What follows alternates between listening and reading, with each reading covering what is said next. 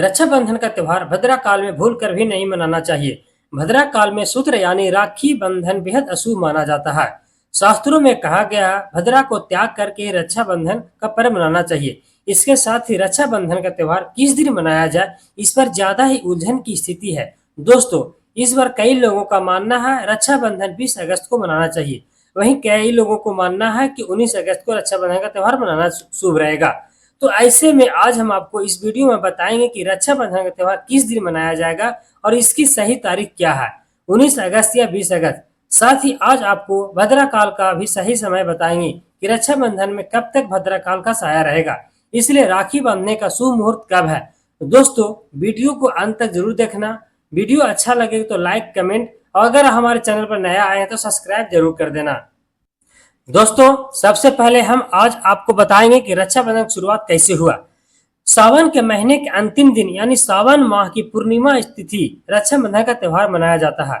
रक्षाबंधन का त्योहार भाई बहनों के बीच अटूट प्यार को दर्शाता है। रक्षाबंधन यानी रक्षा का बंधन। राखी के दिन बहनों पूजा करके भाइयों को कलाइयों पर राखी बांधकर उनके लिए मंगल कामना करती है। वहीं भाई अपनी बहनों की रक्षा करने का वादा करते हैं। रक्षाबंधन भाई बहन का प्यार का उत्सव है। यह पर अपने भाई की कलाई पर धागा बांधने और उपहार देने से कहीं अधिक है। यह आपकी गहराई भावनाओं को व्यक्त करने और कभी न टूटने वाले बंधन का उत्सव मनाने का प्रतीक है। भारत में एक पारंपरिक हिंदू त्योहार रक्षाबंधन भाई बहनों के रिश्ते को याद करता है। यह उत्सव जैविक संबंधों से बाहर वैश्विक एकता के भारतीय मूल वसुधैव कुटुंबकम का प्रतीक है, जिसका मतलब है कि पूरी दुनिया एक परिवार है। ऐसा माना जाता है कि इस उत्सव की शुरुआत सतयुग में हुई थी और माँ लक्ष्मी ने राजा बलि का रक्षा सूत्र बांधकर इस परंपरा का शुभारंभ किया। रक्षाबंधन की शुरुआत को लेकर बहुत सी कहानियां और पौराणिक मान्यताएं भी प्रचलित है। बहुत समय पहले की बात है, भारत में एक वीर और पराक्रमी राजा का राज था जिसका नाम राजा बलि था। राजा बलि अत्यंत धार्मिक और दानवीर और भक्त थे।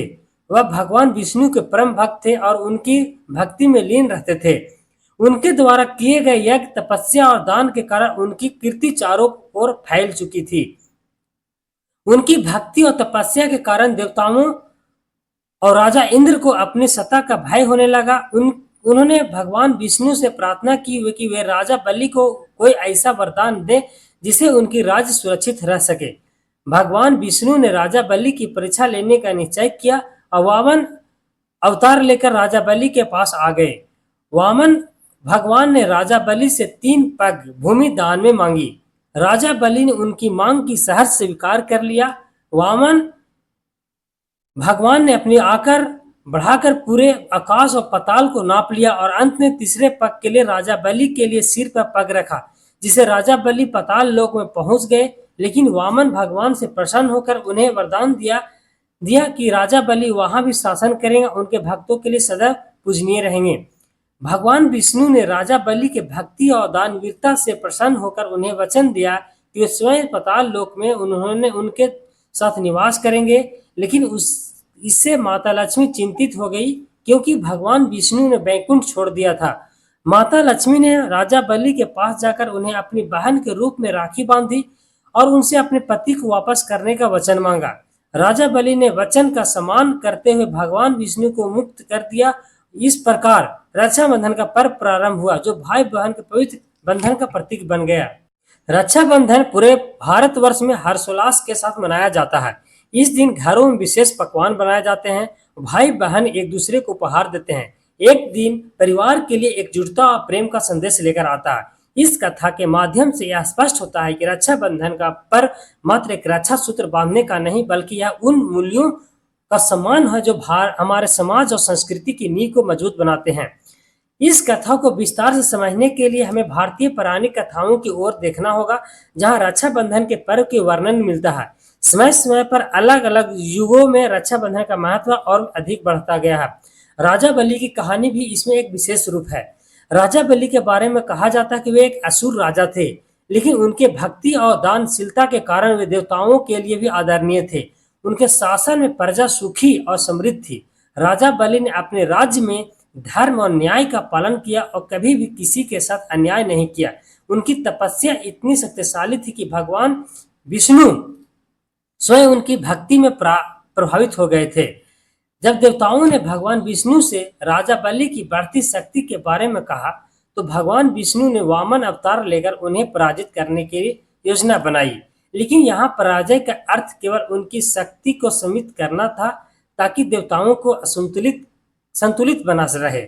वामन अवतार में भगवान विष्णु ने राजा बलि से 3 पग भूमि का दान में मांगी थी। राजा बलि ने उन्हें दान देने का वचन दिया था। यह जानते हुए भी कि वामन भगवान को साधारण व्यक्ति नहीं है, राजा बलि ने अपने वचन को पालन किया। यही कारण है कि राजा बलि को आज भी उनकी दानशीलता और धर्म के पालन के लिए याद किया जाता है। माता लक्ष्मी का हस्तक्षेप भी इसमें कुछ आया था। जब भगवान विष्णु ने राजा बलि के साथ पाताल लोक में निवास करने का निश्चय किया, तो यह बात माता लक्ष्मी को चिंतित कर गई।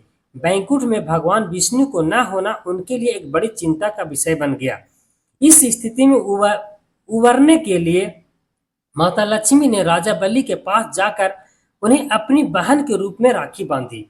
इसके बदले में उन्होंने अपने पति भगवान विष्णु को वापस मांग लिया। राजा बलि ने बहन के प्रति अपने कर्तव्य का पालन करते हुए भगवान विष्णु को मुक्त कर दिया।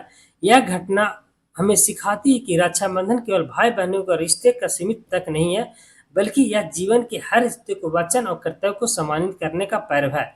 कुछ पौराणिक प्रसंगों में हम देखते हैं रक्षाबंधन का विस्तार। रक्षाबंधन पर केवल राजा बलि और माता लक्ष्मी की कथा पर सीमित नहीं है। हमारे पौराणिक साहित्य में इस पर्व के कई अन्य प्रसंग भी मिलते हैं, जो कई महान पर्व की महत्ता को अधिक बढ़ाते हैं। आज के समय में रक्षाबंधन केवल एक धार्मिक पर्व नहीं रहा, बल्कि यह सामाजिक पर्व भी बन गया। इस दिन भाई बहन के बीच प्रेम और विश्वास के एक नया अध्याय लिखा जाता है। रक्षाबंधन ने समय के साथ अपने स्वरूप में के बदलाव किया, लेकिन इसका मूल उद्देश्य वही है, भाई बहन के रिश्ते को और भी मजबूत बनाना। रक्षाबंधन की इस पर्व पावन बेला पर हम सभी को भाई बहनों और बहनों के प्रति प्रेम और सम्मान का भाव रखना चाहिए। इस दिन को मानते समय हमें यह ध्यान रखना चाहिए कि यह केवल एक रस्म नहीं, बल्कि हमारे समाज और संस्कृति की मूल्यों का सम्मान करने का पर्व है। रक्षाबंधन की शुभकामनाएं। सावन के महीने के अंतिम दिन यानी सावन माह की पूर्णिमा तिथि रक्षाबंधन का त्यौहार मनाया जाता है। रक्षाबंधन का त्यौहार भाई बहनों के बीच अटूट प्यार को दर्शाता है। रक्षाबंधन यानी रक्षा का बंधन। राखी के दिन बहनों पूजा करके भाइयों की कलाइयों पर राखी बांधकर उनके सम्मान के लिए मंगल कामना करती है, और वही भाई अपनी बहनों को रक्षा करने का वादा करता है। एक कथा इसमें और है। राजा बलि को माँ लक्ष्मी ने बांधी थी राखी। राजा बलि का दान धर्म इतिहास में सबसे महान है। एक बार माँ लक्ष्मी ने राजा बलि को राखी बांधकर भगवान विष्णु से बदला मांगा।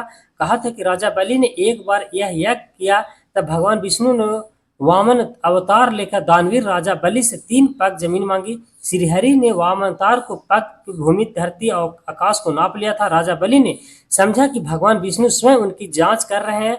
उन्हें तीसरा पग रखने के लिए भगवान के सामने अपना सिर आगे कर दिया था।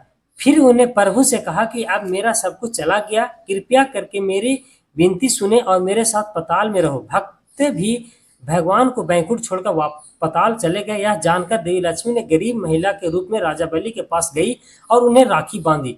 फिर राजा बलि ने कहा, मेरे पास तुम्हें देने के लिए कुछ भी नहीं है। इसके बाद देवी लक्ष्मी अपने असली स्वरूप में आ गई। देवी ने राजा से कहा, आपके पास भगवान विष्णु है और मुझे वही चाहिए। राजा बलि ने भगवान विष्णु को हर साल 4 माह पाताल लोक में रहने के लिए कहा। इसलिए 4 महीने चतुर्मास का समय होता है, जब विष्णु ने 4 माह के लिए विश्राम पर होते हुए यह 4 महीने का समय चतुर्मास कहे जाते हैं।